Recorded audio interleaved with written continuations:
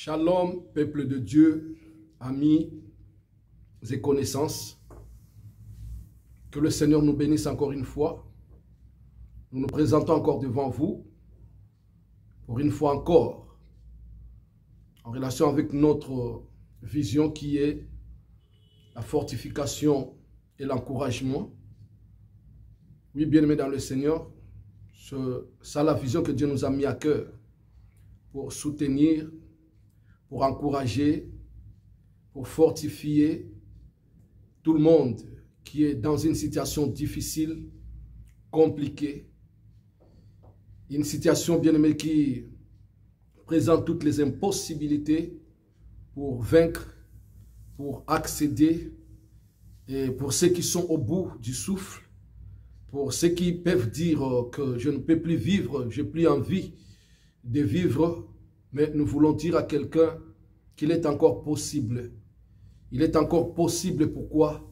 Parce qu'il y a eu des hommes, des femmes, des nations, des peuples qui un jour étaient aussi devant des situations comme ce que vous êtes en train de vivre en ce moment et qu'ils étaient fortifiés, ils étaient encouragés, non pas par les hommes, mais par lui-même, l'Éternel.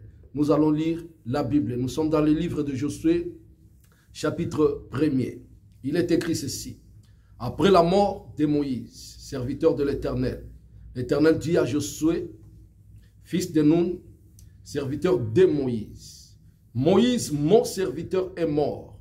Maintenant, lève-toi, passe ces Jourdains, toi et tout ce peuple, pour entrer dans le pays que je donne aux enfants d'Israël. Tous les qui foulera la plante de votre pied, je vous les donne, comme je l'ai dit à Moïse. Vous aurez pour territoire depuis le désert et le Liban jusqu'au grand fleuve, les fleuves d'Euphrate, tous les pays des Étiens, jusqu'à la grande mer vers le soleil couchant. Nul ne tiendra devant toi tant que tu vivras. Je serai avec toi comme j'ai été avec Moïse. Je ne te délaisserai point, je ne t'abandonnerai point. Fortifie-toi et prends courage, car c'est toi qui mettras ces peuples en possession du pays que je jurai à leur père de leur donner. Fortifie-toi et prends courage. Bien-aimés dans le Seigneur, cette situation se passe quand?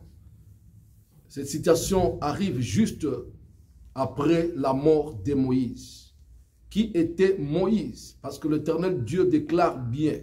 Il dit après la mort de Moïse. Ça, c'est le début ou alors le commencement de tout un livre qui commence par le chapitre 1er et le verset 1er qui dit après la mort de Moïse. Donc nous ne pouvons pas parler de toutes ces choses si nous ne parlons pas de Moïse. Qui était Moïse? Moïse était le sauveur. Moïse était le libérateur. Moïse était l'espoir. Moïse était l'assurance de tout un peuple. Celui que Dieu avait envoyé, bien-aimé dans le Seigneur, ouin, accompagné de miracles, des signes, des prodiges, d'une puissance extraordinaire qu'on n'a même jamais vu avec Abraham, Isaac, Jacob, ses pères.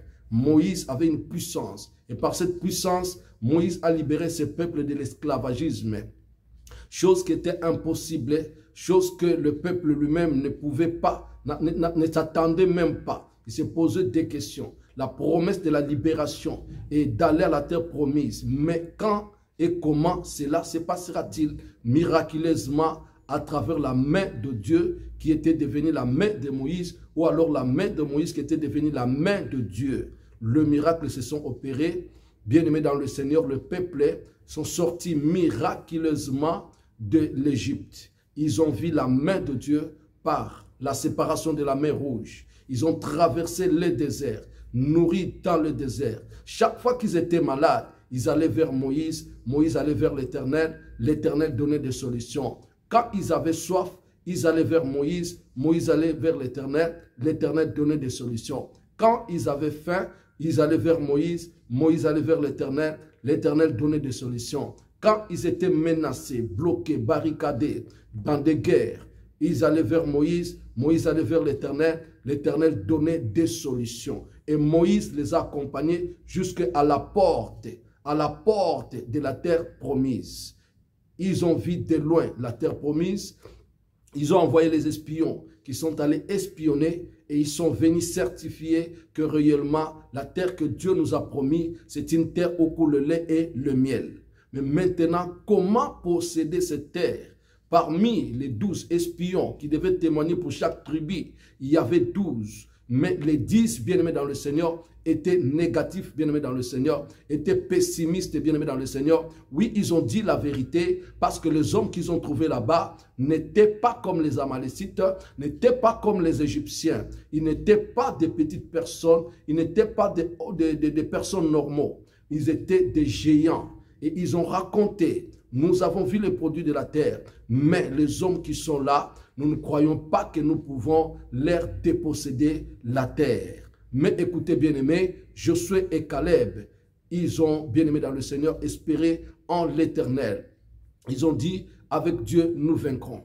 Ils ont dit, avec Dieu, nous allons posséder la terre. Bien-aimés dans le Seigneur, le peuple, devant toutes les impossibilités, ils allaient vers Moïse. Oui, bien-aimés dans le Seigneur, par la prière de Moïse, Dieu a même fait sortir l'eau du rocher. Le peuple a mangé dans le désert. Ils ont traversé le désert avec les vêtements qui étaient sur leur corps sans toutefois que cela soit usé. Le sandal, la même chose. Personne n'est tombé, bien-aimé dans le Seigneur, dans le désert, si ce n'est que ceux qui avaient désobéi à la voix de l'Éternel par sa propre volonté. Chaque fois qu'il y avait des menaces, des maladies, des serpents, ils allaient vers Moïse. Moïse donnait des solutions. Aujourd'hui, dans notre vie, aussi bien-aimés dans le Seigneur, nous pouvons dire que nous avons aussi des Moïse. Oui, Moïse, peut-être un membre de la famille, un oncle, un parent bien-aimé dans le Seigneur, qui a beaucoup d'argent, qui est fort, qui peut donner des solutions à tous nos problèmes financiers. On peut lui dire que c'est lui, le Moïse de la famille. Quand il y a deuil dans la famille, c'est lui qui enterre. Quand il y a une maladie dans la famille, c'est lui qui évacue, qui fait le démarche pour que la personne soit traitée. Et on a déjà vu des solutions, des gens qui étaient gravement malades à cause de son intervention. Ils étaient guéris. Moïse, c'est qui? Moïse, c'est cet homme qui m'a pris, qui est en mariage, cet homme qui m'a aimé. Et depuis que je suis avec cet homme, il y a toujours des solutions. Il est celui qui m'a toujours apporté le bonheur. Moïse, c'est qui? Moïse peut être aussi mon travail. Parce que depuis que je suis au travail, oh bien-aimé dans le Seigneur, je n'ai jamais galéré. Depuis que je suis dans mon travail, je trouve des solutions financières avec mon travail. Donc mon salaire me suffit pour le manger, le boire, les vêtements et toutes les solutions de ma vie. Bien-aimé, Moïse, c'est qui encore bien-aimé dans le Seigneur? Moïse, c'est tout support bien-aimé dans le Seigneur sur lequel on peut s'appuyer. Mais un jour, Moïse peut mourir. Ici, la Bible nous démontre que Moïse était mort. Et après la mort de Moïse, le peuple était dans le questionnement. Le peuple était dans le point d'interrogation, sans réponse. Il s'est posé des questions. Qu'est-ce qui va se passer après la mort de Moïse? Parce que Moïse, qui est notre espoir, Moïse qui est notre assurance, Moïse qui est notre force, Moïse qui est notre appui, est décédé. Il est mort. Bien-aimé, il est mort. Moïse n'existe plus, bien-aimé. Le peuple se regarde, il se pose des questions, mais il ne nous a pas fait entrer dans la terre promise. Comment nous allons accéder dans la terre promise? Et l'Éternel Dieu qui avait promis, bien-aimé dans le Seigneur, il s'est levé et il a appelé Josué. Josué qui était serviteur de Moïse. Josué qui était quelqu'un, bien-aimé dans le Seigneur, à côté de Moïse fidèle, mais serviteur. Josué n'avait pas les bâtons que Moïse avait reçus auprès de Dieu. Je ne sais pas où est-ce que Moïse avait déposé son bâton, mais Josué n'avait pas hérité les bâtons de Moïse pour faire le miracle, pour changer, séparer la mer Rouge, pour changer l'eau des maras, devenir de l'eau à boire. Josué n'avait pas des bâtons comme Moïse. Mais écoutez, l'Éternel Dieu fait lever Josué. Il dit, Josué, c'est par toi c'est par toi la qu'est-ce que je peux dire? Pas la délivrance, mais c'est par toi la possession de la terre. Ce peuple va entrer dans la promesse par toi. Lève-toi, conduis ces peuples, je serai avec toi. Bien-aimé, ça c'est l'Éternel qui le dit. Mais il finit par dire quoi? Il dit fortifie-toi et prends courage. Fortifie-toi et prends courage parce que la chose n'est pas facile. La situation n'est pas facile. Toi-même, Josué, tu avais vu comment sont ces hommes qui possèdent la terre. Pour les déposséder cette terre, c'est pas chose facile. Donc, vous devez vous fortifier et prendre courage. Je vais dire à une personne, Moïse peut mourir, mais l'Éternel Dieu est sur le trône. Moïse peut mourir, mais l'Éternel Dieu reste Dieu. L'Éternel Dieu reste Dieu, l'alliance reste l'alliance, la promesse reste la promesse. Parce qu'on t'avait promis que tu deviendras directeur dans l'entreprise. Oui, bien-aimé dans le Seigneur, le responsable de l'entreprise ou alors le chef de l'entreprise ou le propriétaire de l'entreprise, bien-aimé dans le Seigneur, qui devrait te faire monter cette grade. Vous avez pris longtemps à travailler avec lui, fidèle avec lui, mais un jour, il est mort. Tu es dans le désespoir. Est-ce que je deviendrai encore directeur? Bien-aimé dans le Seigneur, c'est ce travail que tu t'es appuyé, bien-aimé dans le Seigneur, toute ta vie. Mais aujourd'hui, tu es licencié de ce travail. Tu te poses des questions. Qu'est-ce que je vais faire? Où ira ma vie? Bien-aimé dans le Seigneur, aujourd'hui vous êtes dans le chômage, vous êtes en train de vous poser des questions. Qu'est-ce qui va arriver dans ma vie? Les factures, comment je vais les payer? Oui, bien-aimé dans le Seigneur, il y a un temps pour se questionner. Vous n'avez pas tort de vous questionner. Vous n'avez pas tort de vous poser des questions par rapport au diagnostic médical. Vous êtes allé à l'hôpital, on vous a dit, vous avez le cancer qui a atteint tel niveau. Oui, bien-aimé dans le Seigneur, vous n'avez pas tort de vous poser des questions. Bien-aimé, ça fait un moment, vous priez, vous vous êtes convertis, vous vous êtes repentis, et vous êtes, bien-aimé dans le Seigneur, que je vais dire, donner des disciplines pour devenir une femme idéale, une épouse idéale. Mais maintenant, vous êtes à l'attente d'un mari qui vient dans votre vie pour que vous puissiez vivre la vie en couple. Vous attendez et ça fait longtemps. Vous allez dans des églises, vous priez, vous avez consulté des pasteurs qui vous donnent toujours de l'espoir, qui vous disent, oh, persévérez. Oui, bien aimé, vous êtes en train de persévérer, mais arrivé à un moment, vous êtes fatigué. Vous vous posez des questions, à quand? À quand? Quand est-ce qu'arrivera ma délivrance? Quand est-ce qu'arrivera la possession de toutes les promesses que Dieu m'a faites? Bien-aimé dans le Seigneur, je vais dire à une personne, ce n'est pas facile et ce ne sera jamais facile. La lutte, le combat est là, mais la victoire t'appartient parce que la promesse de Dieu est sur toi. Le Dieu qui t'a promis n'a jamais menti. Le Dieu qui t'a promis ne renonce jamais. Le Dieu qui t'a promis, bien-aimé dans le Seigneur, garde la promesse. La promesse est là, mais toi, il t'appelle à la responsabilité de croire et d'agir tel que tu dois, bien-aimé dans le Seigneur, faire pour posséder ta guérison, posséder ta délivrance. Si c'est par la prière, j'appelle une personne, prie encore pour ta situation. J'appelle une personne, prie encore pour ta maladie. J'appelle une personne, demande encore, bien-aimé dans le Seigneur. Prie encore, bien-aimé. N'abandonnez pas la prière. Ne lâchez pas dans la prière. Prie encore, bien-aimé dans le Seigneur. Parce qu'il existe ce qu'on appelle la prière de l'importunation. La prière de l'importunation, c'est la prière de l'insistance, bien-aimé. Nous sommes appelés à insister dans la prière, bien-aimé. Nous sommes appelés à insister, à prier encore, jusqu'à ce que tu verras la main de Dieu se réaliser, s'accomplir, bien-aimé, dans ta vie. Le miracle n'est pas loin de toi.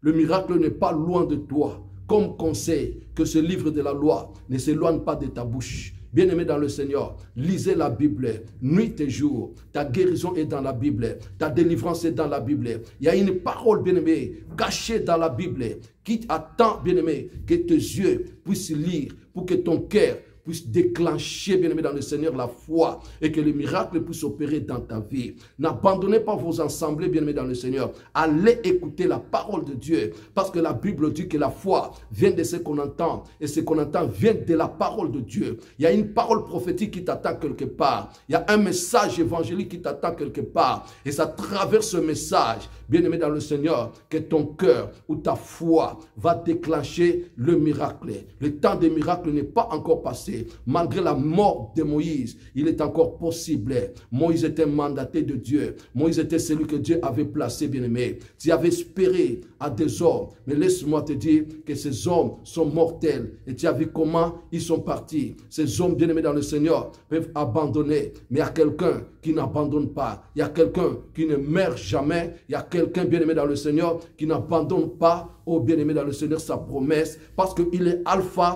et l'oméga. Il donne la promesse et il accomplit aussi la promesse. J'appelle une personne bien-aimée dans le Seigneur à se fortifier encore, à croire encore. Oui, tu es malade. Peut-être tu es sur le lit de l'hôpital, mais je te dis, ta guérison est possible. Même la guérison du cancer est possible. La guérison de l'hypertension est possible. La guérison du diabète est possible. La guérison de cirrhose de foie est possible. La guérison de l'hépatite C est possible. La guérison de cette hernie est possible, bien-aimé dans le Seigneur. La guérison de cette insuffisance cardiaque est possible. Même si vous êtes bien-aimé à ce stade-là, oh, je connais ce grand Dieu, ça peut vous amener jusqu'à la mort. Mais il est celui qui ressuscite même les morts. Je ne dis pas qu'à toi, meurs pour que tu sois ressuscité. Mais je dis à toi, crois, tu ne mourras pas. Parce que la main de Dieu n'est pas loin de toi, bien-aimé dans le Seigneur.